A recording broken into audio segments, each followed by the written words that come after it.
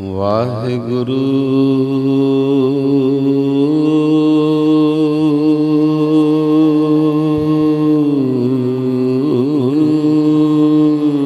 JIO ਜੀ।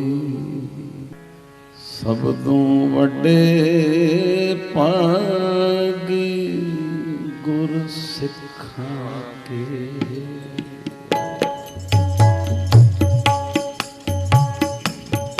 ਸਭ ਤੋਂ ਵੱਡੇ ਭਾਗ ਗੁਰ ਸਿੱਖਾਂ ਕੇ।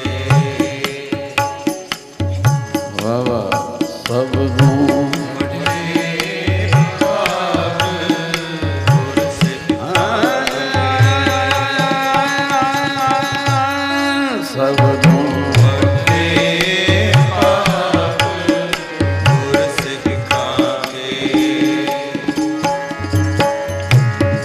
ਗੁਰ ਚਰਣੀ ਸਿੱਖ ਪੜ੍ਹਦਿਆਂ, ਗੁਰ ਚਰਣੀ ਸਿੱਖ ਪੜ੍ਹਦਿਆਂ, ਗੁਰ ਚਰਣੀ ਸਿੱਖ ਪੜ੍ਹਦਿਆਂ, ਜੋ ਗੁਰ ਚਰਣੀ ਸਿੱਖ ਪੜ੍ਹਦਿਆਂ। ਸਭ ਤੋਂ ਵੱਡੇ ਭਾਗ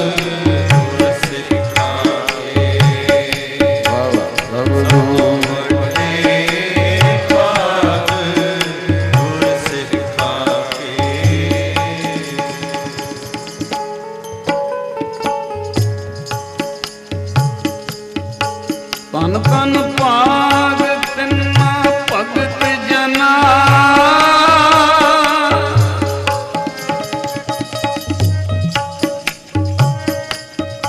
ਧੰਨ ਧੰਨ ਭਾਗ ਤਿੰਨਾ ਭਗਤ ਜਨਾ, ਜੋ ਹਰ ਨਾਮ ਹਰ ਮੁਖ ਕਰਦਿਆ।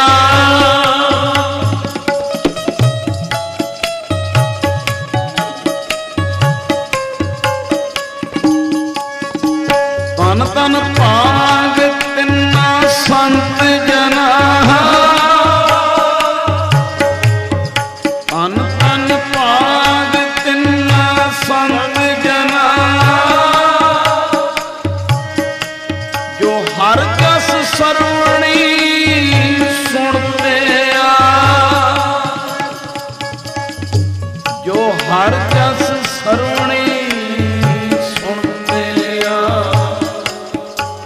ਹਰ ਜਸ ਸਰਵਣੀ ਸੁਣਦੇ ਆ। ਹਾਂ ਹਾਂ। ਸਭ ਤੋਂ ਵੱਡੇ ਭਾਗ ਗੁਰ ਸਿੱਖਾਂ ਕੇ। ਵਾਹ ਵਾਹ। ਸਭ ਤੋਂ ਵੱਡੇ ਭਾਗ ਗੁਰ ਸਿੱਖਾਂ ਕੇ।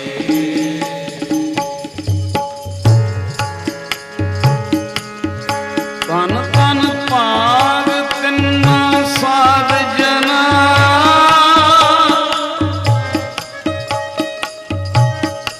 ਹਰ ਕੀਰਤਨ ਗਾਏ ਗੁਣੀ ਜਨ ਬਣਦੇ ਆ।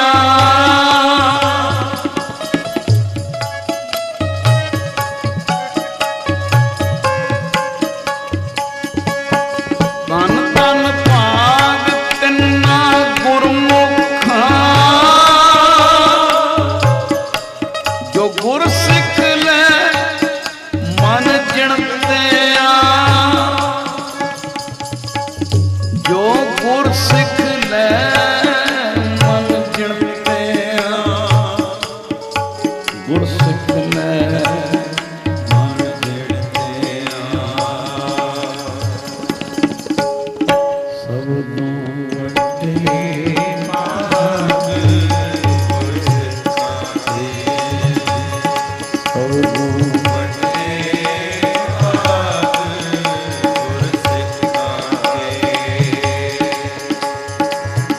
ਜੋ ਗੁਰ ਚਰਣੀ ਸਿੱਖ ਪੜ੍ਹਦਿਆਂ, ਗੁਰ ਚਰਣੀ ਸਿੱਖ ਪੜ੍ਹਦਿਆਂ, ਗੁਰ ਚਰਣੀ ਸਿੱਖ ਪੜ੍ਹਦਿਆਂ, ਗੁਰ ਚਰਣੀ ਸਿੱਖ ਪੜ੍ਹਦਿਆਂ।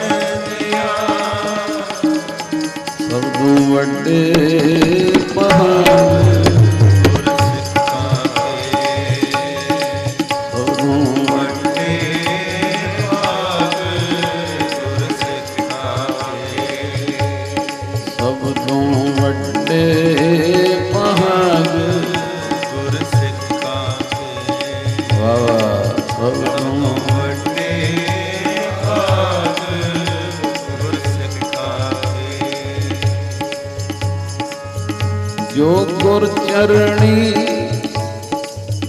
ਜੋ ਗੁਰ ਚਰਣੀ,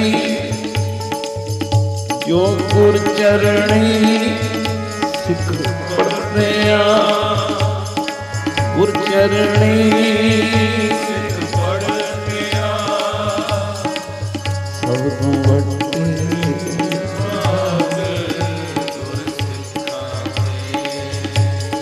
ਸਭ ਤੋਂ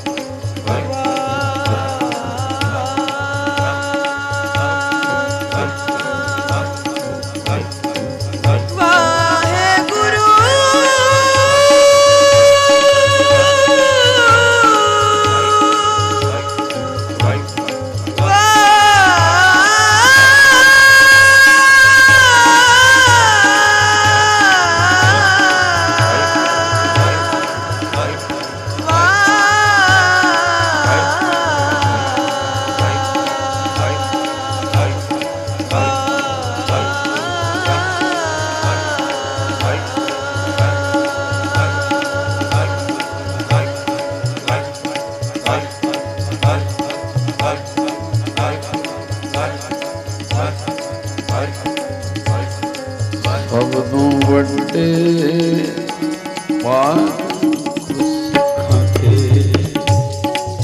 ਸਭ ਤੋਂ ਵੱਡੇ ਪਾਕ ਸਿੱਖਾਂ ਕੇ, ਸਭ ਤੋਂ ਵੱਡੇ ਪਾਕ ਸਿੱਖਾਂ ਕੇ, ਹਾਂਜੀ ਸਭ ਤੋਂ ਵੱਡੇ ਪਾਕ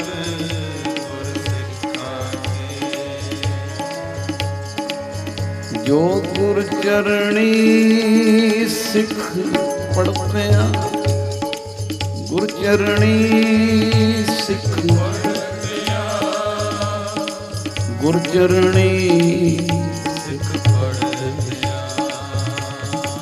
ਗੁਰ ਚਰਣੀ ਸਿੱਖ ਪੜ੍ਹਦਿਆਂ ਸਭ ਤੋਂ ਵੱਡੇ ਭਾਗ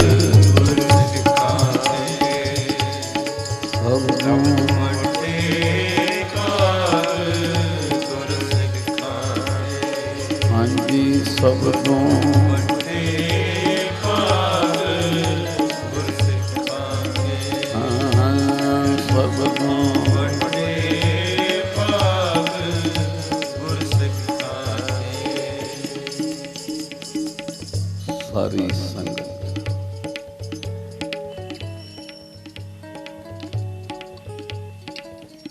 ਗੁਰੂ ਗ੍ਰੰਥ ਸਾਹਿਬ ਦੇ ਪਿਆਰ ਵਿੱਚ ਗੱਜ ਕੇ ਆਖੋ ਸਤਿਨਾਮ ਸ੍ਰੀ ਵਾਹਿਗੁਰੂ।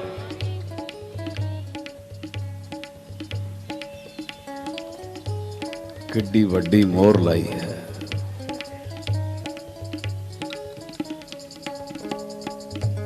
ਕਿਤਨੀ ਵੱਡੀ ਬਖਸ਼ਿਸ਼ ਕੀਤੀ ਹੈ।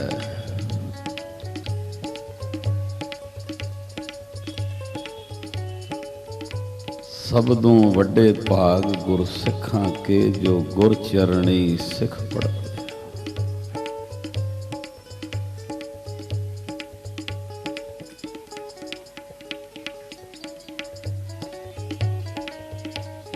ਉਸ ਗੁਰਸਿੱਖ ਦੇ ਸਭ ਤੋਂ ਵੱਡੇ ਭਾਗ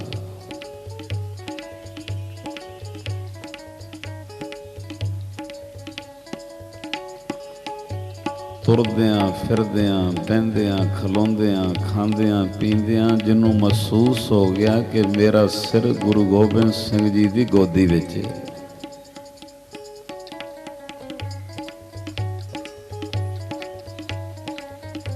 ਮੇਰਾ ਸੀਸ ਜਿਹੜਾ ਹੈ ਗੁਰੂ ਦੇ ਚਰਨਾਂ ਵਿੱਚ ਹੈ।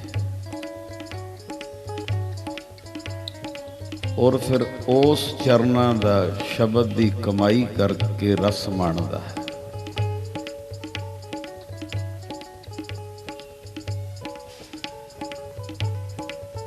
ਬਾਬਾ ਆਨੰਦ ਸਿੰਘ ਜੀ ਨੇ ਇਸ ਰਸ ਨੂੰ ਮਾਣਿਆ।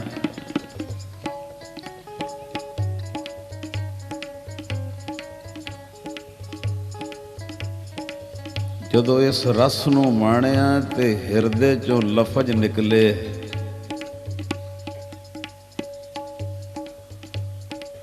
ਸਵਰਗ ਵੀ ਨਹੀਂ ਚਾਹੀਦਾ,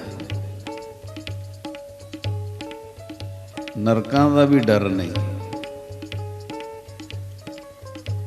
ਹੁਣ ਗੁਰੂ ਨਾਨਕ ਇੱਕੋ ਅਰਦਾਸ ਸੇ ਬਾਬਾ ਆਨੰਦ ਸਿੰਘ ਜੀ ਦੇ ਹਿਰਦੇ ਚੋਂ ਨਿਕਲਿਆ। ਹੁਣ ਇੱਕੋ ਅਰਦਾਸ ਸੇ ਇੱਥੇ ਰੱਖ ਉੱਥੇ ਰੱਖ, ਰੱਖੀ ਚਰਨਾਂ ਦੇ ਕੋਲ।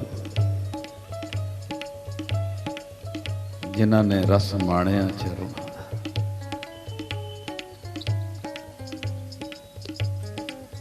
ਇਹ ਉਹਨਾਂ ਦੀਆਂ ਬਾਤਾਂ। ਗੁਰੂ ਗ੍ਰੰਥ ਸਾਹਿਬ ਵਿੱਚੋਂ ਕਦੀ ਇਹ ਸ਼ਬਦ ਪੜ੍ਹੋ ਤੇ ਹੈਰਾਨਗੀ ਰਹਿ ਜਾਂਦੀ ਹੈ। ਰਾਜ ਨਾ ਚਾਹੂੰ, ਮੁਕਤ ਨਾ ਚਾਹੂੰ, ਮਨ ਪ੍ਰੀਤ ਚਰਨ ਕਮਲ ਆਵੇ। ਹੱਦ ਹੋ ਗਈ।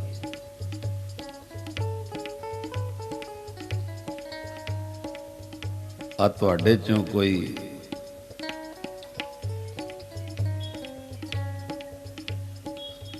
ਸੌ ਗਜ ਦੀ ਕੋਠੀ 'ਚ ਹੋਵੇ, ਕਾਰ ਹੋਵੇ,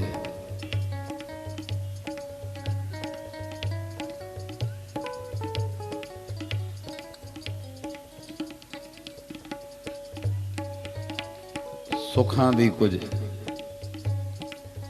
ਲੀਕ ਆ ਗਈ, ਕੋਠੀ 500 ਗਜ ਦੀ ਹੋ ਗਈ, ਕਾਰਾਂ ਵੱਡੀਆਂ ਹੋ ਗਈਆਂ, ਸੁੱਖਾਂ ਦੀ ਲੀਕ ਵੱਧ ਗਈ।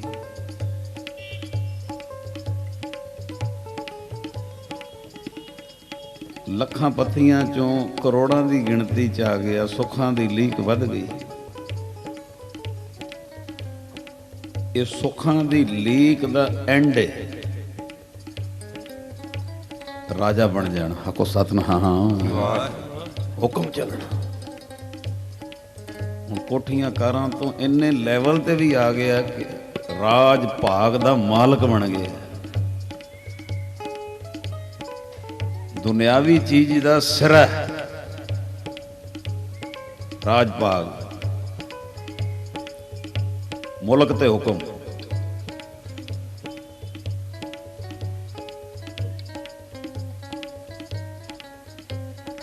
ਧਾਰਮਿਕ ਦੁਨੀਆ ਦਾ ਸਿਰਾ ਮੈਂ ਮੁਕਤ ਹੋ ਜਾ। ਦੁਨਿਆਵੀ ਚੀਜ਼ਾਂ ਦਾ ਸਿਰਾ ਰਾਜਾ ਬਣ ਜਾਣਾ, ਮੁਲਕ ਤੇ ਹੁਕਮ ਚੱਲਣਾ।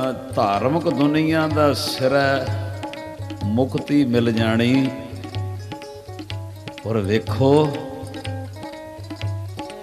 ਦੁਨਿਆਵੀ ਚੀਜ਼ਾਂ ਦਾ ਸਿਰਾ ਵੀ ਰੱਦ ਕਰਤਾ ਤੇ ਧਾਰਮਿਕ ਦੁਨੀਆ ਦਾ ਵੀ ਸਿਰਾ ਰੱਦ ਕਰਤਾ। ਕਹਿੰਦੇ ਨਾ ਮੁਕਤੀ ਚਾਹੀਦੀ ਏ ਤੇ ਨਾ ਮੁਲਕ ਤੇ ਹੁਕਮ ਰਾਜ ਚਾਹੀਦਾ।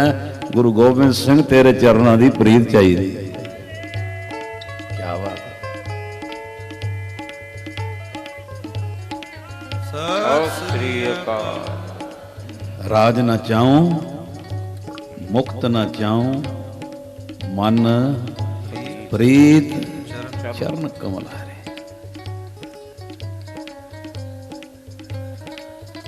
ਔਰ ਜਿਨ੍ਹਾਂ ਨੂੰ ਇਹ ਰਸ ਆ ਜੇ ਉਹ ਆਪਣੇ ਗੁਰੂ ਗੋਬਿੰਦ ਸਿੰਘ ਵਿੱਚੋਂ ਹੀ ਨਿਰੰਕਾਰ ਦੇ ਦਰਸ਼ਨ ਕਰਕੇ ਤੇ ਹਰ ਵੇਲੇ ਇਹ ਰਸ ਮਾਣਦੇ ਨੇ। ਵਿੱਚ ਅੱਖੀ ਗੁਰ ਪੈਰ ਧਰਾਈ, ਵਿੱਚ ਅੱਖੀ ਗੁਰ ਪੈਰ ਧਰਾਈ। ਉਹ ਇਹ ਰਸ ਮਿਲਦੇ ਨੇ। ਸਭੇ ਇੱਛਾ ਪੂਰੀਆਂ ਜਾਂ ਪਾਇਆ ਗਮ ਪਾਰਾ। ਗੁਰੂ ਨਾਨਕ ਮਿਲਿਆ ਪਾਰ ਬ੍ਰਹਮ ਤੇਰਿਆਂ ਚਰਨਾਂ ਕੋ ਬਲਿਆ। ਤੇ ਹੁਣ ਚਰਨਾਂ ਦਾ ਰਸ ਕੈਸਾ ਹੋਏਗਾ ਕਿ ਰਾਜ ਭਾਗ ਦਾ ਸਿਰਾ ਵੀ ਛੱਡ ਦਿੱਤਾ, ਧਾਰਮਿਕ ਦੁਨੀਆ ਦਾ ਵੀ ਸਿਰਾ ਤੇਰੇ ਚਰਨ ਚਾਹੀਦੇ। ਵੇਖੋ ਫਿਰ ਮਹਾਰਾਜ ਨੇ ਵੀ ਕਿੱਡੀ ਵੱਡੀ ਪੰਕਤੀ ਉਚਾਰੀ। ਉਹਦੇ ਸਭ ਤੋਂ ਵੱਡੇ ਭਾਗ ਨੇ ਜਿਹਨੂੰ ਆਪਣੇ ਗੁਰੂ ਗੋਬਿੰਦ ਸਿੰਘ ਗੁਰੂ ਨਾਨਕ ਦੇ ਚਰਨਾਂ ਦੀ ਪ੍ਰੀਤੀ ਮਿਲ ਗਈ। ਸਭ ਤੋਂ ਵੱਡੇ ਭਾਗ ਗੁਰਸਿੱਖਾਂ ਕੇ। ਤੇ 15 ਮਿੰਟ ਸਹਿਯੋਗ ਦੇਣਾ। ਮਨ ਕਰਦਾ ਤੁਸੀਂ ਸਿਰ ਤੇ ਹੱਥ ਰੱਖਣਾ। ਗੁਰਸਿੱਖ ਦੇ ਏਡੇ ਵੱਡੇ ਭਾਗ, ਉਸ ਗੁਰਸਿੱਖ ਦੀਆਂ ਨਿਸ਼ਾਨੀਆਂ ਕੀ ਨੇ? ਆਖੋ ਸਤਿਨਾਮ। ਅੱਜ ਪਹਿਲੀ ਨਿਸ਼ਾਨੀ ਦੀ ਸੇਵਾ ਹੋ ਸਕੇ। ਗੁਰਸਿੱਖ ਕਹਿੰਦੇ ਕਿਹਨੂੰ ਨੇ? ਸਿਰ ਤੇ ਹੱਥ ਰੱਖਣਾ ਜੀ। ਸਭ ਨੂੰ ਵੱਡੇ ਪਹਾੜ ਗੁਰਸਿੱਖਾਂ ਕੇ, ਸਭ ਨੂੰ ਵੱਡੇ ਪਹਾੜ ਗੁਰਸਿੱਖਾਂ ਕੇ, ਜੋ ਗੁਰ ਚਰਣੀ ਸਿੱਖ ਪੜ੍ਹਦਿਆਂ, ਗੁਰ ਚਰਣੀ ਸਿੱਖ ਪੜ੍ਹਦਿਆਂ, ਗੁਰ ਚਰਣੀ ਸਿੱਖ ਪੜ੍ਹਦਿਆਂ, ਜੋ ਗੁਰ ਚਰਣੀ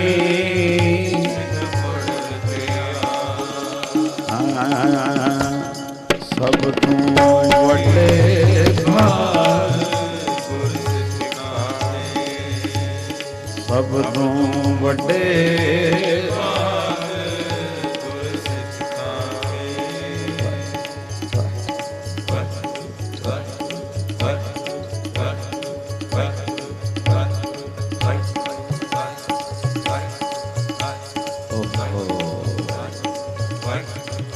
ਸਭ ਤੋਂ ਵੱਡੇ ਪਹਾੜ ਗੁਰਸਿੱਖਾਂ ਕੇ, ਸਭ ਤੋਂ ਵੱਡੇ ਪਹਾੜ ਗੁਰਸਿੱਖਾਂ ਕੇ, ਸਭ ਤੋਂ ਵੱਡੇ ਪਹਾੜ ਗੁਰਸਿੱਖਾਂ ਕੇ, ਹਾਂ ਸਭ ਤੋਂ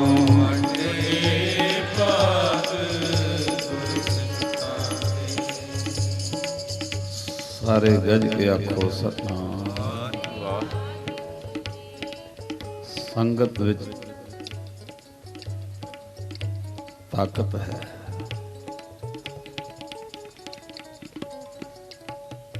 ਪੰਜ ਵਾਰੀ ਵਾਹਿਗੁਰੂ ਕਹਿ ਕੇ ਅਸੀਸ ਦੇ ਦਿਓ। ਪਤਾ ਨਹੀਂ ਇਹ ਪ੍ਰਕਰਨ ਸ਼ੁਰੂ ਹੋ ਜਾਏ। ਵਾਹਿਗੁਰੂ ਵਾਹਿਗੁਰੂ ਵਾਹਿਗੁਰੂ ਵਾਹਿਗੁਰੂ ਵਾਹਿਗੁਰੂ ਵਾਹਿਗੁਰੂ ਵਾਹਿਗੁਰੂ। ਗੁਰਸਿੱਖ ਦੀ ਨਿਸ਼ਾਨੀ ਕੀ ਹੈ? ਬਾਣਾ ਵੀ ਹੋਵੇ, ਪਹਿਰਾਵਾ ਵੀ ਹੋਵੇ, ਨਾਲ ਜਿਹੜੀਆਂ ਫਿਰ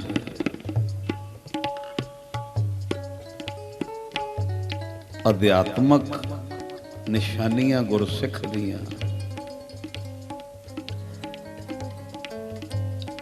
ਪਹਿਲੀ ਨਿਸ਼ਾਨੀ ਸਿਰ ਤੇ ਹੱਥ ਰੱਖ ਕੇ ਸੇਵਾ ਲੈਣੀ। ਸਭ ਤੋਂ ਵੱਡੇ ਭਾਗ ਗੁਰਸਿੱਖਾਂ ਕੇ, ਤੇ ਗੁਰਸਿੱਖ ਦੀ ਪਹਿਲੀ ਨਿਸ਼ਾਨੀ ਦਾਸ ਬੋਲੇਗਾ ਤੇ ਹੱਥ ਜੋੜ ਕੇ ਬੇਨਤੀ ਹੈ,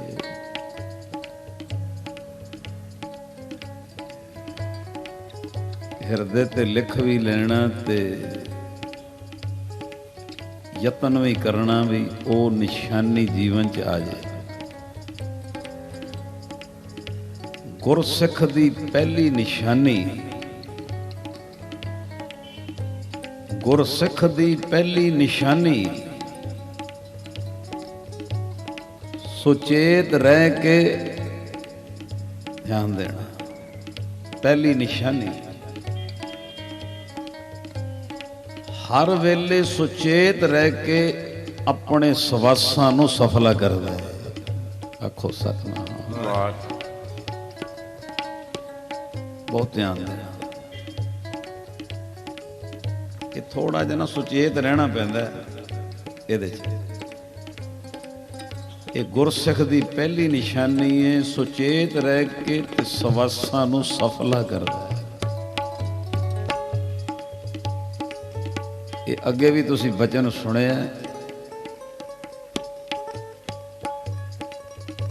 3 ਤਰ੍ਹਾਂ ਦੇ ਸਵਾਸ ਅਸੀਂ ਲੈਂਦੇ ਹਾਂ। ਇੱਕ ਸਵਾਸ ਵਾਹਿਗੁਰੂ ਨਹੀਂ ਚੇਤੇ ਆਇਆ, ਉਹ ਸਫਲਾ ਨਹੀਂ ਹੋਇਆ, ਅਜਿਹਾ ਗਿਆ, ਹੀਰ ਹੋ ਗਿਆ। ਦੂਜੇ ਸਵਾਸ ਅਸੀਂ ਲੈਂਦੇ ਹਾਂ ਜਿਨ੍ਹਾਂ ਸਵਾਸਾਂ ਦੇ ਵਿੱਚ ਨਿੰਦਿਆ ਹੋ ਜਾਂਦੀ, ਚੁਗਲੀ ਹੋ ਜਾਂਦੀ।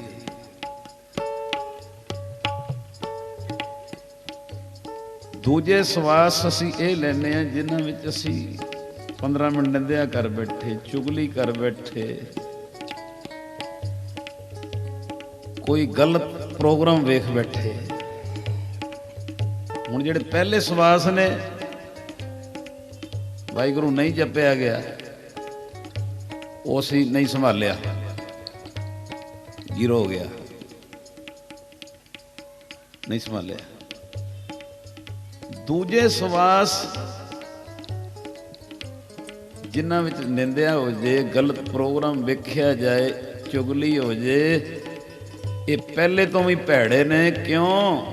ਪਹਿਲਾ ਸਵਾਸ ਤੇ ਜਾਇਆ ਗਿਆ। ਇਹ ਸਵਾਸ ਜਿਹੜੇ ਨਿੰਦਿਆ ਜਾਂ ਗਲਤ ਪ੍ਰੋਗਰਾਮ 'ਚ ਬੀਤ ਗਏ, ਇਹਨੇ ਪਾਪਾਂ ਦੀ ਪੰਡ ਸਿਰ ਤੇ ਰੱਖਤੀ, ਸਿਰ ਤੇ ਇੱਕ ਤੀਜੇ ਸਵਾਸ ਨੇ, ਬੰਦਾ ਸੁਚੇਤ ਰਹਿੰਦਾ,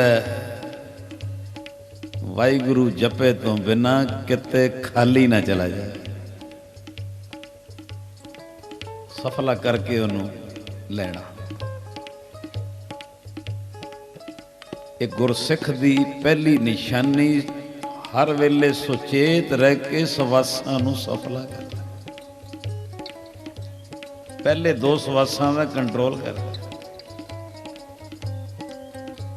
ਕਿ ਮੈਂ ਸੰਗਤ ਨੂੰ ਨਿਮਾਣੀ ਜੀ ਬੇਨਤੀ ਕਰਦਾ,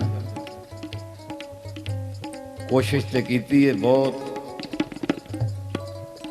ਇਹਦੇ ਤੇ ਖੋਜ ਕਰਾਵੇ ਵਾਹਿਗੁਰੂ।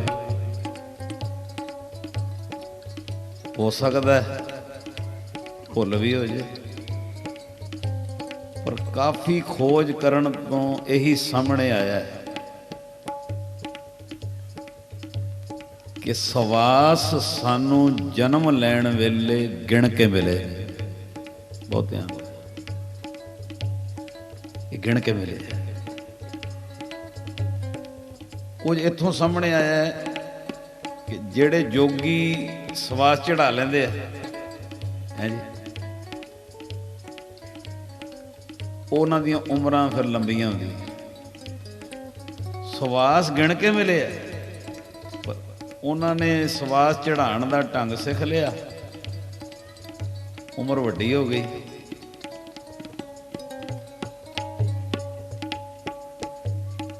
ਮਿਲੇ ਗਿਣਤੀ ਨਾਲ, ਆਖੋ ਸਤਿਨਾਮ, ਗਿਣਤੀ ਨਾਲ ਮਿਲੇ। ਤੇ ਇੱਕ ਸਾਰੀ ਸੰਗਤ ਆਪਣੇ ਦਿਮਾਗ ਵਿੱਚ ਬਾਤ ਰੱਖਣਾ, 24,000 ਸਵਾਸ ਉਸ ਗਿਣਤੀ ਵਿੱਚੋਂ ਰੋਜ਼ ਘਟਦੇ ਜਾ ਰਹੇ। ਆਖੋ ਸਤਿਨਾਮ। ਕੋਈ ਥੋੜੀ ਸਪੀਡ ਨਹੀਂ ਘਟਣ ਦੀ। ਜਿਹੜੇ ਸਵਾਸ ਰੋਕ ਲੈਂਦੇ ਉਹਨਾਂ ਦੇ 21,000 ਕੁਝ ਲਿਖੇ ਨੇ, ਆਮ ਬੰਦੇ ਦੇ 24,000। ਇਹ ਸਾਨੂੰ ਗਿਣਤੀ ਨਾ ਮਿਲੇ। ਇਹ ਮੈਂ ਤਾਂ ਸੁਣਾ ਰਿਹਾ ਵੀ ਸਵਾਸਾਂ ਪ੍ਰਤੀ ਸੁਚੇਤ ਹੋ ਜਾਈਏ। ਵੀ ਐਡਾ ਵੱਡਾ ਘਾਟਾ ਰੋਜ਼ ਪੈ ਰਿਹਾ, ਇਹਨਾਂ ਨੂੰ ਸਫਲੇ ਕਰਕੇ ਹੀ ਗੁਰੂ ਮਿਹਰ ਕਰੇ, ਬਖਸ਼ਿਸ਼ ਕਰੇ। ਇੱਕ ਦਿਨ ਮੈਂ ਸਹਿਜ ਪਾਠ ਕਰ ਰਿਹਾ ਸੀ ਤੇ ਪੰਗਤੀ ਆ ਗਈ कि बंदे दा जन्म बाद च हुंदा है ते सवासां दी गिणती वो पा के ओदी मौत पहले लिखी जाती है। जन्म बाद च मौत पहले लिखी। आखो सतनाम। मेरा दिल करता मैं गा के बोला, उंज बोल देने समय नूं बचाण करके। अनक जतन कर काल संताए, मरण लिखाए मंडल में आए। देख लो किड्डी वड्डी गल है। दो चीज़ां साडे जन्म तो पहले लिखियां जांदियां, एक रिजक एक मौत। कभी गुरु ग्रंथ साहिब का सहज पाठ करियो, पहलों देते रिजक संभाह, पिछों देते जंत उपाह। आखो सतनाम। पहले तेरा मैं रिजक लिखिया, फिर तेनों भेजिया।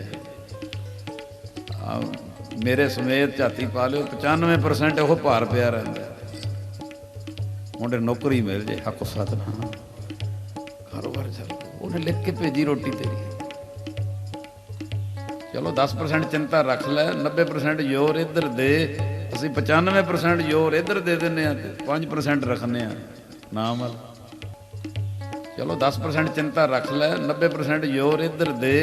असीं 95% जोर इधर दे देने, 5% रखने नाम वाल। रिजक लिख के भेजे।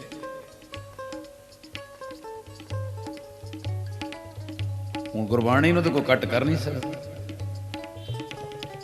काहे रे मन चित में उदम जा आखिर हर जी उपरिया, सैल पत्थर में जहाँ तो पाए ताका रिजक आगे करता रहा।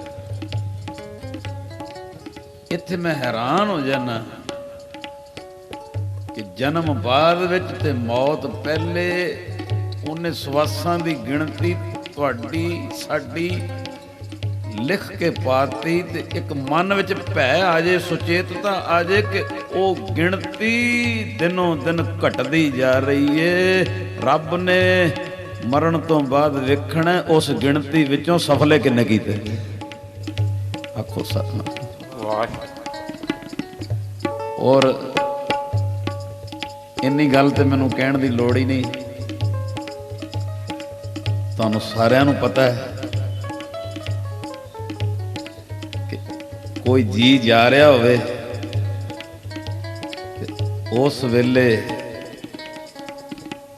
वो 5 लाख भी दे देवे कि हफ्ते दे सवास उधारे मिल जाण, मुल भी नहीं मिलते। आखो सर, मुल भी नहीं मिलते।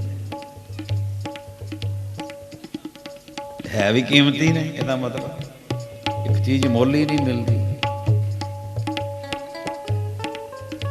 कीमती नहीं।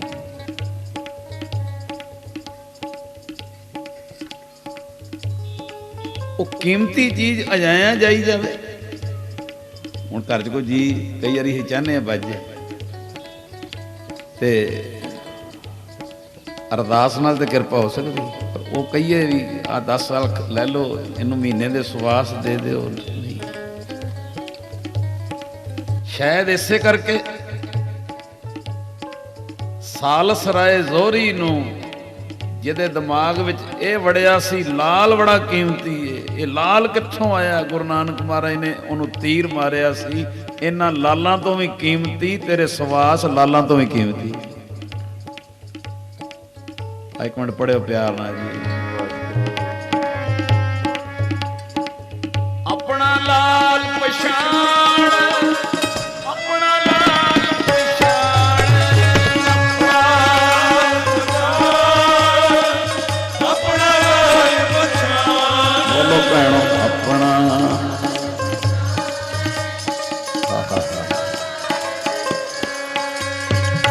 अपना लाल पछाण,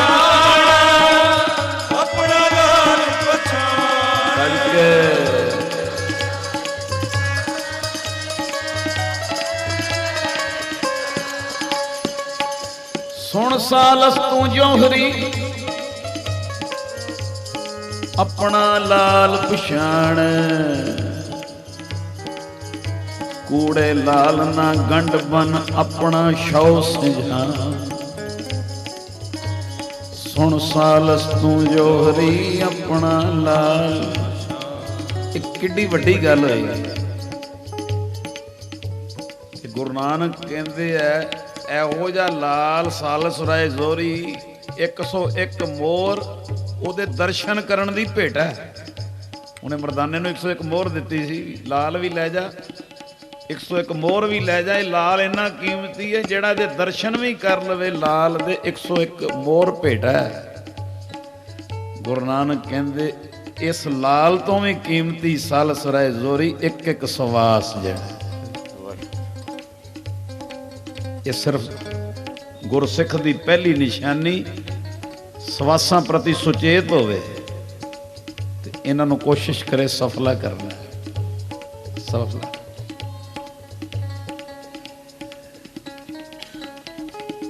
ਸੁਚੇਤ ਹੋਵੇ। ਇਹ ਤੁਸੀਂ ਇੱਕ ਨਾਂ ਸੁਣਿਆ ਹੋਵੇਗਾ ਭਾਈ ਅੱਡਣ ਸ਼ਾਹ। ਇਹ ਸੇਵਾ ਪੰਥੀ ਮਹਾਂਪੁਰਸ਼ ਹੋਏ। ਸੰਗਤ ਨੂੰ ਮੈਂ ਨੌਲੇਜ ਲਈ ਬੇਨਤੀ ਕਰਦਾ, ਜਿਹੜੀ ਭਾਈ ਕਨ੍ਹਈਆ ਜੀ ਤੋਂ ਟਕਸਾਲ ਚੱਲੇ ਉਹਨੂੰ ਸੇਵਾ ਪੰਥੀ ਮਹਾਂਪੁਰਸ਼ ਕਹਿੰਦੇ, ਉਹਦਾ ਨਾਂ। ਤੇ ਭਾਈ ਅੱਡਣ ਸ਼ਾਹ ਉਸ ਟਕਸਾਲ 'ਚ ਹੋਏ ਨੇ ਭਾਈ ਕਨ੍ਹਈਆ ਜੀ ਦੀ ਸੇਵਾ ਪੰਥੀ। ਇੱਥੇ ਆ ਕੇ ਮੇਰਾ ਸੀਸ ਝੁਕਦਾ। ਪੂਜਾ ਦਾ ਧਾਨ ਨਹੀਂ ਸੀ ਖਾਂਦੇ, ਗੱਜ ਕੇ ਆਖੋ ਸਤਿਨਾਮ। ਪੂਜਾ ਦਾ ਧਾਨ ਨਹੀਂ ਸੀ ਖਾਂਦੇ, ਬੰਦਗੀ ਵੀ ਕਰਨੀ, ਸਿਮਰਨ ਵੀ ਕਰਨਾ ਡਟ ਕੇ। ਰੱਸੀ ਦੀਆਂ ਗੁੱਛੀਆਂ ਵੱਟਣੀਆਂ, ਰੱਸੀ ਦੀਆਂ ਨਾ ਨਾਰੀਅਲ ਦੀ ਜਿਹੜੀ ਲੱਥਦੀ ਨਾ ਉਤਲੀ ਚੀਜ਼, ਇਹਦੀਆਂ ਫਿਰ ਰੱਸੀ ਤੇ ਉਹ ਰੱਸੀ ਦੀਆਂ ਗੁੱਛੀਆਂ ਬਣਾਉਣੀਆਂ। ਤੇ ਡੇਰੇ 'ਚ ਜਿੰਨੇ ਸੇਵਾਦਾਰ ਨੇ ਆਣਾ ਨਾ ਨਵਾਂ ਰਹਿਣ, ਤੇ ਕੀ ਆਖਣਾ, ਭਗਤੀ ਕਰਨੀ, ਸਿਮਰਨ ਕਰਨਾ। ਤੇ ਆ ਨਾਰੀਅਲ ਦੀਆਂ ਗੁੱਛੀਆਂ ਵੱਟਣੀਆਂ, ਰੱਸੀ ਬਣਾਉਣੀ ਹੈ। ਕਿਸੇ ਨੂੰ ਕਹਿਣਾ ਘੰਟਾ 2 ਘੰਟੇ 4 ਘੰਟੇ ਵੇਚਣੀ ਹੈ, ਉਹਦੇ 'ਚ ਰੋਟੀ ਖਾਣੀ, ਪੂਜਾ ਦਾ ਧਾਨ ਨਹੀਂ। ਕਿਆ ਬਾਤ ਹੈ, ਕਿੱਡੀ ਵੱਡੀ ਬਖਸ਼ਿਸ਼। ਮੈਨੂੰ ਇੱਕ ਉੱਥੋਂ ਸਮੱਤ ਮਿਲੀ, ਮੈਂ ਤੁਹਾਡੇ ਅੱਗੇ ਰੱਖਣ ਲੱਗਾ, ਹੋ ਸਕੇ ਤੇ ਲਿਆਇਓ ਕੰਮ। ਇਹ ਜਿਹੜੇ ਸਵਾਸਾਂ ਪ੍ਰਤੀ ਸੁਚੇਤ ਵਿੱਚ ਨਾ ਇਹ ਗੁਣ ਹੈ ਜਿਹੜਾ ਮੈਨੂੰ ਉੱਥੋਂ ਮਿਲਿਆ। ਇੱਕ ਸੇਵਾਦਾਰ ਆਇਆ ਨਵਾਂ, ਹਫਤਾ 10 ਦਿਨ ਚਲੋ ਰੁਕਿਆ। ਉਹਨੂੰ ਕਹਿਣ ਲੱਗੇ ਭਾਈ ਹੁਣ ਲੰਗਰ ਜਿੰਨਾ ਛਕਣਾ ਤੂੰ ਛਕ ਲੈ, ਆਖੋ ਸਤਿਨਾਮ। ਜੇ ਪੱਕਾ ਰਹਿਣਾ ਤੇ ਫਿਰ ਰੋਟੀ ਕਿਹਦੇ ਚੋਂ ਖਾਣੀ। ਦਿਲ ਕਰਦਾ ਹੀ ਗੁੱਛੀਆਂ ਵੱਟ ਲੈ, ਦਿਲ ਕਰਦਾ ਹੀ ਨਾਰੀਅਲ ਦੀ ਜਿਹੜੀ ਮੂੰਝ ਉਹਨੂੰ ਕੁੱਟਣਾ, ਉਹਨੂੰ ਕੁੱਟਦੇ ਸਨ ਪਹਿਲੇ, ਕੋਈ ਕੰਮ ਲੈ ਲੈ ਵਿੱਚ। ਤੇ ਦਿਲ ਕਰਦਾ ਹੀ ਤੇ ਇਹ ਗੁੱਛੀਆਂ ਬਾਜ਼ਾਰ ਵੇਚਣੀਆਂ। ਉਹ ਅੱਗੋਂ ਸੇਵਾਦਾਰ ਕਹਿੰਦਾ ਜੀ ਨਾ ਮੈਂ ਮੂੰਝ ਕੁੱਟ ਸਕਦਾ, ਨਾ ਮੈਂ ਰੱਸੀ। ਵੇਚਣ ਵਾਲਾ ਕੰਮ ਠੀਕ ਹੈ ਵੀ 2-4 ਘੰਟੇ ਲਾਇਆ ਕਰਨਾ, ਕੋ ਸਤਿਨਾਮ। ਤੇ ਜਿੱਦਣ ਪਹਿਲੇ ਦਿਨ ਤੋਰਿਆ ਨਾ, ਭਾਈ ਅੱਡਣ ਸ਼ਾਹ ਤੋਰਨ ਲੱਗੇ, ਉਹਨੂੰ 50-100 ਗੁੱਛੀ ਦਿੱਤੀ ਕਿ ਹੁਣ 5 ਘੰਟੇ ਤੂੰ ਜਾ ਕਿਤੇ ਲਾ ਇਹਨਾਂ ਨੂੰ। ਤੇ ਕਹਿਣ ਲੱਗੇ 11 ਪੈਸੇ ਦੀ ਪੈਂਦੀ ਹੈ ਤੇ 12 ਪੈਸੇ ਦੀ ਦੇਣੀ, ਆਖੋ ਸਤਿਨਾਮ। ਕੋਈ ਉਹ ਮਨੋਰਥ ਨਹੀਂ, ਰੋਟੀ ਖਾਣੀ ਬਸ, ਇਹ 'ਚ ਰੋਟੀ ਨਿਕਲੇ।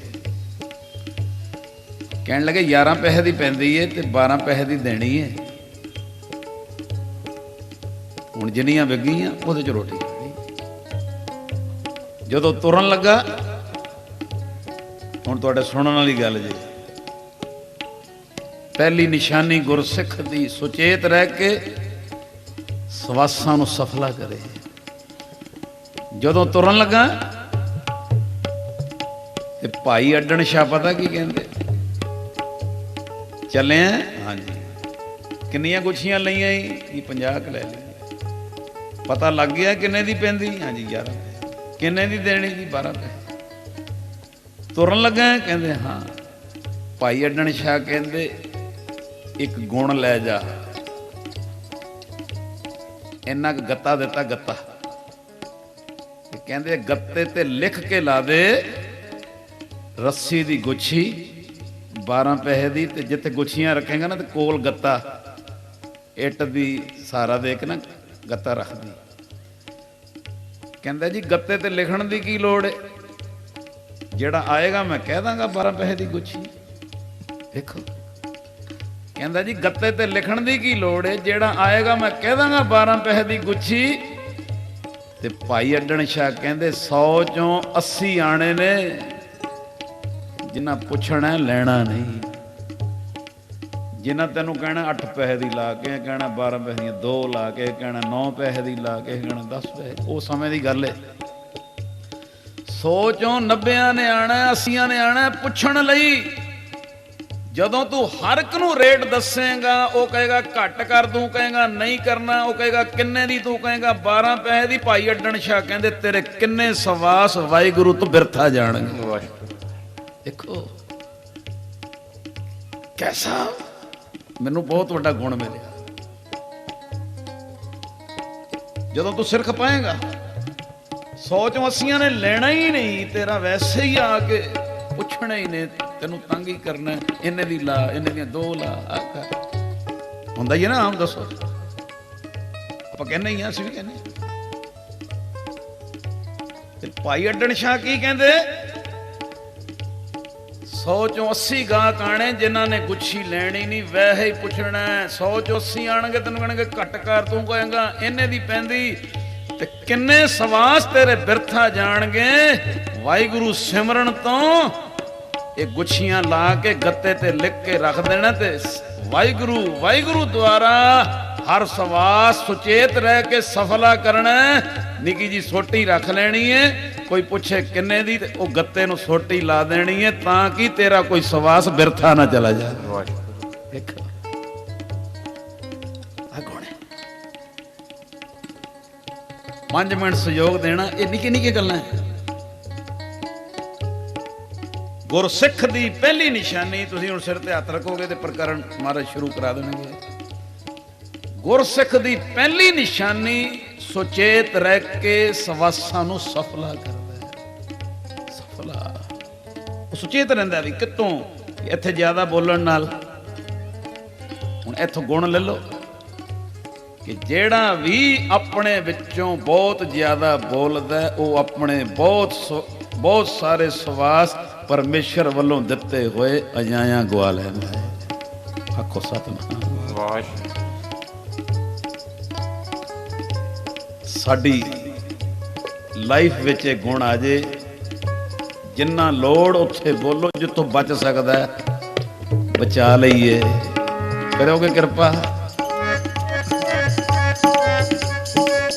ਬਹੁਤ ਨਹੀਂ ਬੋਲਣਾ, ਬਹੁਤ ਨਹੀਂ ਬੋਲਣਾ, ਬਹੁਤ ਨਹੀਂ ਬੋਲਣਾ, ਬਹੁਤ ਨਹੀਂ ਬੋਲਣਾ। ਗੱਜ ਕੇ ਭੈਣੋ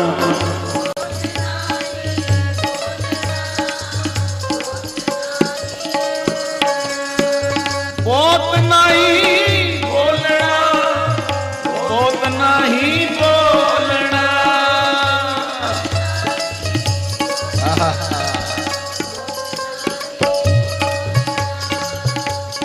ਭਗਤਾਂ ਕੀ ਚਾਲ ਨਿਰਾਲੀ, ਚਾਲਾਂ ਨਿਰਾਲੀ ਭਗਤਾਂ ਕੇਰੀ, ਵਿਖਮ ਮਾਰਗ ਚੱਲਣਾ। ਲਵ ਲੋਭ ਹੰਕਾਰ ਤਜ ਤ੍ਰਿਸ਼ਨਾ, ਬਹੁਤ ਨਹੀਂ ਬੋਲਣਾ, ਬਹੁਤ ਨਹੀਂ।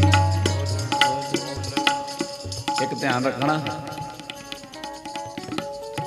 ਜਦੋਂ ਤੁਸੀਂ ਦੂਜੇ ਬੋਲ ਘਟਾਓਗੇ ਤੇ ਕਿਤੇ ਇੱਕ ਧਿਆਨ ਰੱਖਣਾ, ਹੰਕਾਰੀ ਨਾ ਹੋ ਜਾਣ, ਸੜੀਅਲ ਨਾ ਹੋ ਜਾਣਾ। ਇਹ ਕਈ ਵਾਰੀ ਆ ਜਾਂਦਾ, ਫਲਾਣਾ ਬੋਲਦਾ ਨਹੀਂ ਪਰ ਹੈ ਸੜਿਆ, ਫਲਾਣਾ ਬੋਲਦਾ ਨਹੀਂ ਪਰ ਹੈ ਹੰਕਾਰੀ। ਇਹ ਧਿਆਨ ਰੱਖਣਾ। ਜਿੰਨਾ ਬੋਲਣ ਤੋਂ ਕੰਟਰੋਲ ਹੋ ਜੇ ਉਹ ਵੀ ਕਰਨਾ, ਪਰ ਜਿਹੜਾ ਸਾਹਮਣੇ ਆਇਆ ਉਹਦੇ ਚਰਨਾਂ ਦੀ ਧੂੜੀ ਬਣ ਕੇ ਰਹਿਣਾ। ਸਿੱਖੀ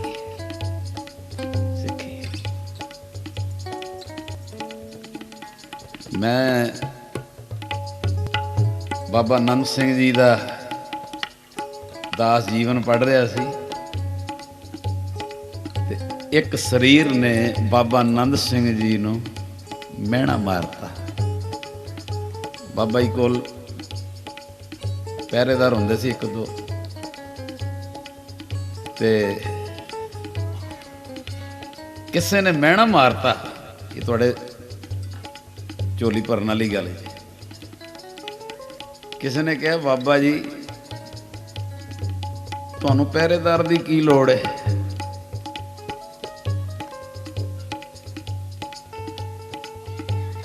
ਨਾ ਇੱਥੇ ਨਾਨਕਸਰ 'ਚ ਕੋਈ ਗੋਲਕ ਹੈ, ਨਾ ਤਿਜੋਰੀ ਹੈ, ਤੇ ਨਾ ਹੀ ਕੋਈ ਅਲਮਾਰੀ 'ਚ ਮਾਇਆ ਰੱਖੀ। ਆਖੋ ਸਤਿਨਾਮ।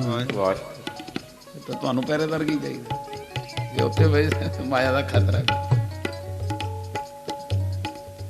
ਔਰ ਇੱਥੋਂ ਤੱਕ ਵੀ ਕਹਿਤਾ ਕਿ ਤੁਹਾਡੇ ਕੁੜਤੇ ਨੂੰ ਜੇਬਾਂ ਵੀ ਨਹੀਂ ਲੱਗਾ। ਬਾਬਾ ਜੇਬਾਂ ਵੀ ਨਹੀਂ ਸੀ ਲਵਾਉਂਦੇ, ਗਲਤੀ ਨਾਲ ਵੀ ਨਾ ਕਿਤੇ ਪੈ ਜੇ। ਆਖੋ ਸਤਿਨਾਮ। ਗਲਤੀ ਨਾਲ ਇਹਨੂੰ ਜੇਬਾਂ ਵੀ ਨਹੀਂ ਲੱਗਾ। ਇਹ ਅਸੀਂ ਨਹੀਂ ਰੀਸ ਕਰ ਸਕਦੇ। ਮੈਂ ਗੱਲ ਸੁਣਾ ਰਿਹਾ, ਮੈਨੂੰ ਬੜੀ ਅਪੀਲ ਕੀਤੀ, ਕੰਮ ਆਏਗੀ। ਕਹਿੰਦਾ ਜੀ ਨਾ ਤਿਜੋਰੀ ਏ, ਨਾ ਗੋਲਕ ਏ, ਨਾ ਜੇਬਾਂ ਲੱਗਾ ਕੁੜਤੇ ਨੂੰ, ਨਾ ਕੋਈ ਹੋਰ ਅਲਮਾਰੀਆਂ 'ਚ ਮਾਇਆ। ਤੇ ਕਿਸੇ ਨੇ ਮਿਹਣਾ ਮਾਰਤਾ ਬਾਬਾ ਨੰਦ ਸਿੰਘ ਜੀ ਆ ਪਹਿਰੇਦਾਰ ਫਿਰ ਕਾਹਦੇ ਲਈ ਰੱਖੇ ਆ ਜਦੋਂ ਇਹ ਚੀਜ਼ ਹੈ ਹੀ ਨਹੀਂ? ਇਹ ਕਾਹਦੀ ਰਾਖੀ ਕਰਨ ਲਈ ਰੱਖੇ? ਹੋਏ ਹੋਏ ਇਹ ਸੁਣ ਕੇ ਹੈਰਾਨ ਹੋਵੋਗੇ। ਬਾਬਾ ਨੰਦ ਸਿੰਘ ਜੀ ਕਹਿੰਦੇ ਅਸੀਂ ਪਹਿਰੇਦਾਰ ਰੱਖੇ ਨੇ ਆਪਣੇ ਸਵਾਸਾਂ ਦੀ ਰਾਖੀ ਕਰਨ ਲਈ। ਦੇਖੋ ਉਹ ਹੈਰਾਨ ਹੋ ਗਿਆ, ਸਵਾਸਾਂ ਦੀ ਰਾਖੀ ਲਈ ਪਹਿਰੇਦਾਰ। ਬਾਬਾ ਜੀ ਕਹਿੰਦੇ ਹਾਂ। ਇੱਥੋਂ ਉੱਠ ਕੇ ਕਮਰੇ ਤੱਕ ਵੀ ਜਾਣਾ ਹੋਵੇ ਨਾ, 7-8 ਮਿੰਟ ਦਾ ਵੀ ਰਾਹ ਹੋਵੇ, ਤੇ ਬਹੁਤ ਕਈ ਅੱਗੇ ਆ ਜਾਂਦੇ ਆ। ਬਾਬਾ ਜੀ ਫਲਾਣਾ ਮਸਲਾ ਜੀ, ਆਹ ਫਲਾਣਾ ਜੀ, ਆਹ ਗੱਲ ਜੀ। ਉਹ ਮਹਾਂਪੁਰਸ਼ ਕਹਿੰਦੇ ਜੇ ਇਹਨਾਂ ਮਸਲਿਆਂ ਵਿੱਚ ਉਲਝੇ ਰਹੇ ਸਾਡੇ ਕਿੰਨੇ ਸਵਾਸ ਬਿਰਥਾ ਚਲੇ ਜਾਣਗੇ। ਇਹ ਪਹਿਰੇਦਾਰ ਰੱਖੇ ਨੇ, ਜਦੋਂ ਰੋਕਦੇ ਨੇ ਇਹ ਪਹਿਰੇਦਾਰ ਸਾਡੇ ਸਵਾਸਾਂ ਦੀ ਰਾਖੀ ਕਰਦੇ ਨੇ। ਅੱਜ ਕੇ ਆਖੋ ਸਤਿਨਾਮ। ਦੇਖੋ ਇਹਨੂੰ ਕੀ ਕਹੋਗੇ? ਕਿਸੇ ਹੱਦ ਤੱਕ ਮਿਲਣਾ ਜ਼ਰੂਰੀ ਹੈ, ਕਿਸੇ ਹੱਦ ਤੱਕ। ਚਲੋ 24 ਘੰਟਿਆਂ 'ਚ 1 ਘੰਟਾ ਦੇ ਦਿੱਤਾ ਮਿਲਣ ਦਾ, ਅੱਧਾ ਘੰਟਾ ਦੇ ਦਿੱਤਾ, ਲੇਕਿਨ ਤੁਸੀਂ ਸਮਝਦੇ ਹੀ ਹੋ ਜਿੱਥੇ ਗੋੜੇ ਮੱਖੀਆਂ ਆਣਗੀਆਂ, ਜਿੱਥੇ ਕੁਝ ਹੈ ਸੰਸਾਰ ਦੁਖੀ ਹੈ ਆਂਦਾ। ਤੇ ਹੁਣ ਉਹ ਮਿਲਣ ਦਾ ਕੰਮ ਇੰਨਾ ਵਧਾ ਦੇਵੇ ਤੇ ਫਿਰ ਇੰਜ ਹੋ ਜਾਏਗਾ ਵੀ ਤੁਸੀਂ ਕੋਈ ਮੋਬਾਈਲ ਸਾਰਾ ਦਿਨ ਸੁਣੀ ਜਾਓ ਤੇ ਇੱਕ ਦਿਨ ਇੱਕ ਟਾਈਮ ਆਉਂਦਾ ਫਿਰ ਉਹ ਵੀ ਜਵਾਬ ਦੇ ਜਾਂਦਾ ਵੀ ਹੁਣ ਮੈਨੂੰ ਚਾਰਜ ਕਰੇਗਾ ਤੇ ਮੈਂ ਅੱਗੋਂ ਚੱਲਾਂਗਾ ਵੀ ਹੁਣ ਬੈਟਰੀ ਡਾਊਨ ਹੋ ਗਈ। ਇਹੀ ਇੱਧਰ ਲਿਖਿਆ ਹੈ ਗੁਰਸਿੱਖ ਦੀ ਪਹਿਲੀ ਨਿਸ਼ਾਨੀ। ਇਹ ਤੁਹਾਡੇ 17 ਜਥੇ ਨੇ ਮਾਤਾ ਕੋਲਾਂ ਜੀ ਦੇ ਅਰਦਾਸ ਕਰਨਾ, ਵਾਰਡ ਲੱਗੀ ਰਹੇ, ਇਹਨਾਂ 'ਚ ਨਿਮਰਤਾ ਰਵੇ, ਭੈ ਰਵੇ। ਜਿਸ ਅਸਥਾਨ ਤੋਂ ਪੁੱਛੋ ਮੰਡੀ ਨਾਨਕਸਰ ਜਿਨ੍ਹਾਂ ਦੀ ਚਲੋ ਹੱਥ ਹੈ ਭਾਵਨਾ ਤੇ ਭੈ ਗੁਰੂ ਘਰ ਲਈ ਤੇ ਮਹਾਂਪੁਰਸ਼ਾਂ ਦੇ ਲਈ ਬਣਿਆ ਰਵੇ। ਇਹ ਤੁਹਾਡੇ 17 ਜਥਿਆਂ ਚੋਂ ਇੱਕ ਜਥਾ ਮੋਗੇ ਦੇ ਕੋਲ, ਮੈਂ ਨਾਂ ਨਹੀਂ ਲੈਣਾ ਚਾਹੁੰਦਾ, ਕੀਰਤਨ ਕਰਨ ਗਿਆ। ਮੈਨੂੰ ਬੜਾ ਨਾ ਇੱਕ ਬੈਟਰੀ ਮੇਰੀ ਚਾਰਜ ਹੋਈ, ਉਹ ਜਦੋਂ ਉਹਨੇ ਆ ਕੇ ਦੱਸਿਆ ਤੇ ਮੈਂ ਤਾਂ ਤੁਹਾਨੂੰ ਸੁਣਾ ਰਿਹਾ ਵੀ ਕਿਤੇ ਕੋਈ ਪਤਾ ਨਹੀਂ। ਮੋਗੇ ਕੋਲ ਕੀਰਤਨ ਕਰਕੇ ਆਇਆ ਤੇ ਮੈਨੂੰ ਉਹਨੇ ਆ ਕੇ ਦੱਸਿਆ ਵੀ ਜਿਹੜਾ ਮੈਨੂੰ ਲੈ ਕੇ ਗਿਆ ਉਹਨੇ ਕੀ ਆਖਿਆ, ਉੱਥੇ ਭੇਟਾ ਨਹੀਂ ਮਿਲਦੀ, ਹਕੋ ਸਤਨਾਮ। ਉਹ ਨਾ ਹੋਵੇ ਤੂੰ ਲਿਫਾਫਾ ਡੀਕੇ, ਉੱਥੇ ਭੇਟਾ ਨਹੀਂ ਮਿਲਦੀ, ਬਖਸ਼ੀਸ਼ ਮਿਲਦੀ। ਬਾਬਾ ਨੰਦ ਸਿੰਘ ਜੀ ਦੇ ਸੇਵਕਾਂ ਚੋਂ, ਚਲੋ ਮੈਂ ਨਾਂ ਨਹੀਂ ਪ੍ਰਗਟ ਕਰਨਾ ਚਾਹੁੰਦਾ, ਉਹ ਜਦੋਂ ਕੀਰਤਨ ਦੀ ਹਾਜ਼ਰੀ ਲਾ ਕੇ ਆਇਆ, ਕਈ ਵਾਰੀ ਆ ਕੇ ਵੇਰਵਾ ਦਿੰਦੇ ਨੇ, ਇਸ ਤਰ੍ਹਾਂ ਜੀ ਮੈਨੂੰ ਆ ਕੇ ਜਦੋਂ ਉਹਨੇ ਦੱਸਿਆ, ਕਹਿੰਦੇ ਜੀ ਉਹ ਬਾਬਾ ਨੰਦ ਸਿੰਘ ਜੀ ਦੇ ਸੇਵਕਾਂ ਚੋਂ ਨੇ, ਅਸਥਾਨ ਹੈ ਮੋਗੇ ਕੋਲ। ਮੈਨੂੰ ਆ ਕੇ ਜਦੋਂ ਦੱਸਿਆ ਉਹਨੇ, ਕਹਿੰਦੇ ਅਸੀਂ ਕੀਰਤਨ ਦੀ ਹਾਜ਼ਰੀ ਭਰ ਕੇ ਆਏ ਹਾਂ, ਸਾਰਾ ਸਥਾਨ ਵੀ ਵੇਖਿਆ, ਤੇ ਕਹਿੰਦੇ ਅਸੀਂ ਇੱਕ ਗੱਲ ਵੇਖ ਕੇ ਹੈਰਾਨ ਹੋ ਗਏ ਹਾਂ ਕਿ ਉਹ ਮਹਾਂਪੁਰਸ਼ਾਂ ਨੇ ਭੋਰਾ ਬਣਾਇਆ, ਉੱਥੇ ਭੋਰਾ ਅਸਥਾਨ ਤੇ ਕਹਿੰਦੇ ਇੱਕ ਗੱਲ ਵੇਖ ਕੇ ਸਾਡੀ ਬੈਟਰੀ ਚਾਰਜ ਹੋ ਗਈ। ਜਦੋਂ ਉਹਨਾਂ ਮੈਨੂੰ ਗੱਲ ਸੁਣਾਈ ਕਿ ਉਹ ਮਹਾਂਪੁਰਸ਼ 8 ਘੰਟੇ ਦਿਨੇ ਭੋਰੇ 'ਚ ਰਹਿ ਕੇ ਸਿਮਰਨ ਕਰਦੇ ਨੇ ਤੇ 8 ਘੰਟੇ ਰਾਤੀ ਸਿਮਰਨ ਕਰਦੇ ਨੇ, 16 ਘੰਟੇ। ਆਖੋ ਸਤਨਾਮ। 2 ਘੰਟੇ ਸੰਗਤ ਨੂੰ ਦਿੰਦੇ ਨੇ ਆਏ ਗਏ। ਹੁਣ ਤੁਸੀਂ ਅੰਦਾਜ਼ਾ ਲਾ ਲਓ, 2 ਘੰਟੇ ਸੰਗਤ ਨੂੰ, 8 ਘੰਟੇ ਦਾ ਚੌਂਕੜਾ ਦਿਨੇ, 8 ਘੰਟੇ ਦਾ ਰਾਤੀ, ਭੋਰੇ ਵਿੱਚ ਇੱਕ ਤੁਸ ਗੁਰੂ ਦੇ ਉਹ ਘੰਟਾ 1.5 ਘੰਟਾ ਲੱਗ ਜਾਂਦਾ ਇਸ਼ਨਾਨ ਪਾਣੀ, ਕੁਛ ਛਕਣਾ, ਤੇ 4 ਘੰਟੇ ਆਰਾਮ। ਹੁਣ ਉਹ ਜਦੋਂ ਉਹਨੇ ਗੱਲ ਸੁਣਾਈ ਕਿ 8 ਘੰਟੇ ਦਾ ਚੌਂਕੜਾ ਦਿਨੇ, 8 ਘੰਟੇ ਦਾ ਰਾਤੀ, ਤੇ ਮੈਂ ਆਖਿਆ ਵੀ ਕਿੱਡੀ ਵੱਡੀ ਬਖਸ਼ਿਸ਼ ਏ ਕਿ ਜਿਹੜੇ ਪਰਮੇਸ਼ਰ ਨੇ ਸਵਾਸ ਦਿੱਤੇ ਨੇ, ਕਿੱਡਾ ਵੱਡਾ ਕੋਟਾ ਉਹਨਾਂ ਸਵਾਸਾਂ ਦਾ ਸਫਲਾ ਕਰ ਰਹੇ ਨੇ।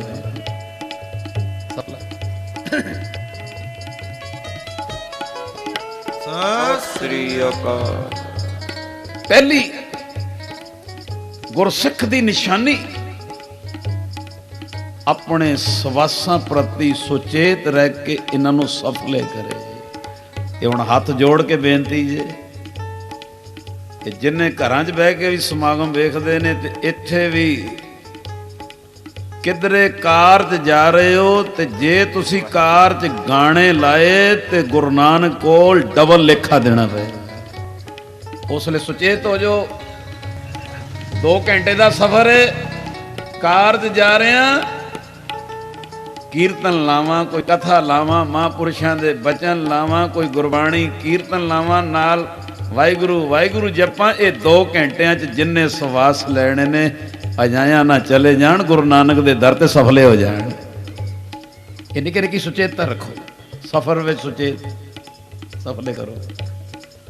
ਇਹ ਜਿੰਨੀਆਂ ਬੀਬੀਆਂ ਭੈਣਾਂ ਘਰ ਰੋਟੀ ਪਕਾਉਂਦੀਆਂ ਜੇ, ਸਫਾਈਆਂ ਕਰਦੀਆਂ ਜੇ, ਬਰਤਨ ਮਾਂਜਣੇ, ਕੱਪੜੇ ਧੋਣੇ, ਉਹਦੇ ਵਿੱਚ ਇਹੋ ਜਿਹੇ ਢੰਗ ਦੀ ਅਵਸਥਾ ਬਣਾਓ ਕਿ ਉਹਦੇ ਵਿੱਚ ਵੀ ਇਹਨਾਂ ਸਵਾਸਾਂ ਨੂੰ ਸਫਲਾ, ਆਖੋ ਸਤਨਾਮ, ਸਫਲਾ ਕਰਨਾ। ਕੋਈ ਬੈਂਕ 'ਚ ਲੱਗਾ, ਕੋਈ ਦੁਕਾਨਦਾਰ ਹੈ, ਗੁਰੂ ਗ੍ਰੰਥ ਸਾਹਿਬ ਤੋਂ ਵੱਡਾ ਕੌਣ ਹੈ? ਸਾਡੇ ਗੁਰੂ ਗ੍ਰੰਥ ਸਾਹਿਬ ਜੀ ਨੇ ਵੀ ਆਖਿਆ, ਜੇ ਬੈਂਕ 'ਚ ਲੱਗਾ ਤੇ ਦੁਕਾਨਦਾਰ ਹੈ, ਤੇ ਇਹੋ ਜਿਹੇ ਢੰਗ ਨਾਲ ਦੁਕਾਨਦਾਰੀ ਕਰ, ਇਹੋ ਜਿਹੇ ਢੰਗ ਨਾਲ ਲਿਖਤ ਪੜਤ ਕਰ ਕਿ ਲਿਖਤ ਪੜਤ ਕਰਦਿਆਂ ਵੀ ਤੇ ਦੁਕਾਨ ਤੇ ਬੈਠਿਆਂ ਵੀ ਸਵਾਸ ਅਜਾਇਆ ਨਾ ਚਲੇ ਜਾਣ, ਇਹ ਵੀ ਸਫਲੇ ਹੋ ਜਾਣ। ਇੱਕ ਵਾਰੀ ਪੜਿਓ ਪਿਆਰ ਨਾਲ ਜੀ। ਜੀਤ ਨਿਰੰਜਨ ਨਾਲ, ਜੀਤ ਨਿਰੰਜਨ ਨਾਲ, ਜੀਤ ਨਿਰੰਜਨ ਨਾਲ, ਜੀਤ ਨਿਰੰਜਨ ਨਾਲ। ਗੱਜ ਕੇ ਭੈਣੋ,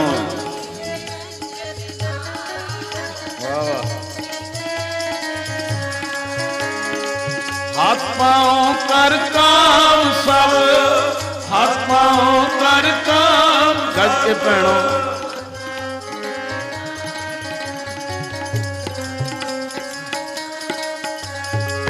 ਜੀਤ ਨਿਰੰਜਨ ਨਾਲ, ਜੀਤ ਨਿਰੰਜਨ ਨਾਲ।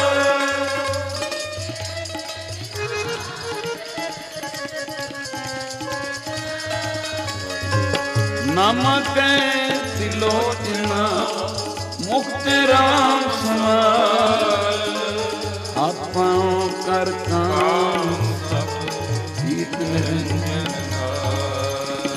ਜੀਤ ਨਿਰੰਜਨ ਜੀਤ ਨਿਰੰਜਨ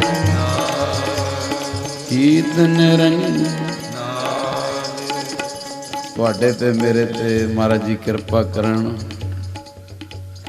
ਜਿੱਥੇ ਚੁੱਪ ਰਹਿ ਕੇ ਸੰਭਾਲ ਸਕਦੇ ਹੋ ਚੁੱਪ ਰਹਿ ਕੇ ਸੰਭਾਲ ਲਓ, ਜਿੱਥੇ ਘੱਟ ਬੋਲ ਕੇ ਸੰਭਾਲ ਸਕਦੇ ਹੋ ਘੱਟ ਬੋਲ ਕੇ ਸੰਭਾਲ ਲਓ। ਜਿੱਥੇ ਸਫ਼ਰ ਵਿੱਚ ਹੁਣੇ 3 ਵੀਲਰ 'ਚ ਬਹਿਣਾ, ਤੁਸੀਂ ਕਿਸੇ ਨੇ ਬੱਸ 'ਚ ਬਹਿਣਾ, ਕਿਸੇ ਨੇ ਸਕੂਟਰੀ 'ਤੇ ਜਾਣਾ, ਅੱਜ ਹੀ ਟਰਾਈ ਕਰਨੀ ਸ਼ੁਰੂ ਕਰ ਦੇਣਾ ਕਿ ਵੀ ਹੁਣ ਜਾਂਦਿਆਂ ਵੀ ਆਪਸ ਵਿੱਚ ਗੱਲਾਂ ਦਾ ਕੰਟਰੋਲ ਕਰਕੇ ਸੰਭਾਲ ਸਕਦੇ ਹੋ ਤੇ ਸੰਭਾਲਿਓ। ਇਹ ਪਹਿਲੀ ਨਿਸ਼ਾਨੀ ਗੁਰਸਿੱਖ ਦੀ, ਉਹ ਸੁਚੇਤ ਰਹਿ ਕੇ ਆਪਣੇ ਸਵਾਸਾਂ ਨੂੰ ਸਫਲਾ ਕਰਦਾ ਸੰਭਾਲਦਾ। ਗੁਰਸਿੱਖ ਦੀ ਦੂਜੀ ਨਿਸ਼ਾਨੀ ਕੀ ਹੈ? ਬਾਬਾ ਜੀ ਮਿਹਰ ਕਰਨ ਅਗਲੇ ਸੇਵਾ ਲੈਣ। ਸਭ ਤੋਂ ਵੱਡੇ ਭਾਗ ਗੁਰਸਿੱਖਾਂ ਕੇ, ਸਭ ਤੋਂ ਵੱਡੇ ਭਾਗ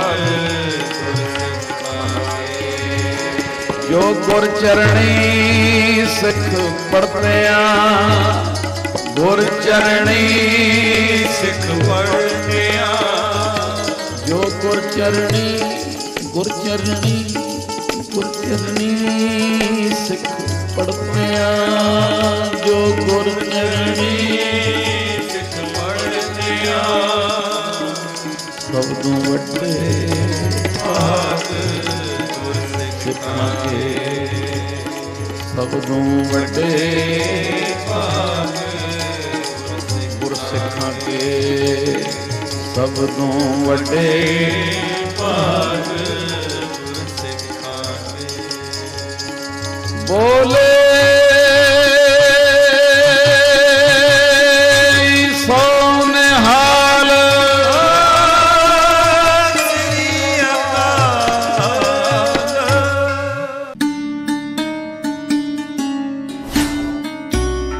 ਬੀਬੀ ਕੌਲਾਂ ਜੀ ਭਲਾਈ ਕੇਂਦਰ ਟਰੱਸਟ ਚੈਰੀਟੇਬਲ ਅਤੇ ਭਾਈ ਸਾਹਿਬ ਭਾਈ ਗੁਰਇਕਬਾਲ ਸਿੰਘ ਜੀ ਵੱਲੋਂ ਮਨੁੱਖਤਾ ਦੀ ਭਲਾਈ ਹਿੱਤ ਕੀਤੇ ਜਾ ਰਹੇ ਕਈ ਕਾਰਜਾਂ ਦੀ ਸੇਵਾ ਗੁਰੂ ਸਾਹਿਬ ਜੀ ਲੈ ਰਹੇ ਹਨ। ਪੂਰੇ ਭਾਰਤ ਵਿੱਚ 18 ਵੱਖ-ਵੱਖ ਭਲਾਈ ਕੇਂਦਰਾਂ ਰਾਹੀਂ ਤਕਰੀਬਨ 5000 ਤੋਂ ਵੀ ਵੱਧ ਵਿਧਵਾ ਬੀਬੀਆਂ ਫ੍ਰੀ ਰਾਸ਼ਨ ਪ੍ਰਾਪਤ ਕਰ ਰਹੀਆਂ ਹਨ। ਵੱਖ-ਵੱਖ ਥਾਵਾਂ ਤੇ 3 ਚੈਰੀਟੇਬਲ ਹਸਪਤਾਲ ਸ਼੍ਰੀ ਦਰਬਾਰ ਸਾਹਿਬ ਅੰਮ੍ਰਿਤਸਰ ਵਿਖੇ ਦੂਰੋਂ ਆਉਣ ਵਾਲੀ ਸੰਗਤ ਦੇ ਠਹਿਰਨ ਲਈ ਹਰ ਸਹੂਲਤ ਨਾਲ ਲੈਸ 2 ਸਾਰਾਵਾਂ ਸ਼੍ਰੀ ਅੰਮ੍ਰਿਤਸਰ ਸਾਹਿਬ ਵਿਖੇ CBSE ਤੇ ਆਧਾਰਿਤ 3 ਬੀਬੀ ਕੌਲਾਂ ਜੀ ਪਬਲਿਕ ਸਕੂਲ, ਲੋੜਵੰਦ ਬੱਚੀਆਂ ਲਈ ਸ਼੍ਰੀ ਅੰਮ੍ਰਿਤਸਰ ਸਾਹਿਬ ਵਿਖੇ ਹੀ ਫ੍ਰੀ ਕੰਪਿਊਟਰ ਅਤੇ ਡਰੈਸ ਡਿਜ਼ਾਈਨਿੰਗ ਸੈਂਟਰ ਅਤੇ ਨਾਲ ਹੀ ਨੌਜਵਾਨ ਬੱਚੇ ਬੱਚੀਆਂ ਨੂੰ ਗੁਰਬਾਣੀ ਅਤੇ ਇਤਿਹਾਸ ਨਾਲ ਜੋੜਨ ਲਈ ਚਲਾਈਆਂ ਗਈਆਂ ਕਈ ਲਹਿਰਾਂ ਦੀ ਸੇਵਾ ਵੀ ਸਤਿਗੁਰੂ ਜੀ ਨੇ ਟਰੱਸਟ ਕੋਲੋਂ ਲਈ ਹੈ ਅਤੇ ਹੁਣ ਵੀ ਲੈ ਰਹੇ ਹਨ। ਅਤੇ ਇਹਨਾਂ ਤੋਂ ਇਲਾਵਾ ਕਈ ਇਤਿਹਾਸਕ ਗੁਰਦੁਆਰਾ ਸਾਹਿਬਾਨ ਦੀ ਕਾਰ ਸੇਵਾ ਅਤੇ ਅੰਮ੍ਰਿਤਸਰ ਸਾਹਿਬ ਦੇ ਸ਼ਹਿਰ ਦੇ ਚੌਂਕਾਂ ਨੂੰ ਸੁੰਦਰ ਬਣਾਉਣ ਦੀ ਸੇਵਾ ਵੀ ਗੁਰੂ ਸਾਹਿਬ ਜੀ ਟਰੱਸਟ ਕੋਲੋਂ ਲੈ ਰਹੇ ਹਨ।